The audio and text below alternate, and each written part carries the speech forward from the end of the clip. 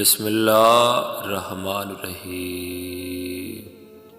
روزے کا اصل مقصد کیا ہے؟ رسول اللہ صلی اللہ علیہ وآلہ وسلم نے فرمایا کہ روزہ صرف کھانے پینے سے رکنے کا نام نہیں، بلکہ روزہ تو لغو بات اور فحش گفتگو سے حقیقت میں رکنا ہے۔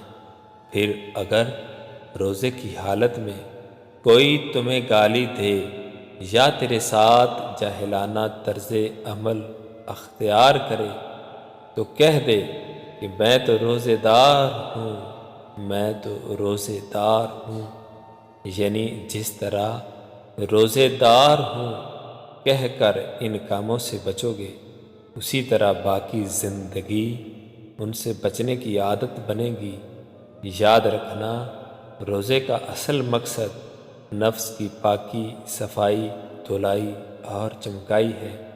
جو شخص فحش، بے حیائی، لغو باتوں سے بچ گیا وہ باقی گناہوں سے بھی بچے گا۔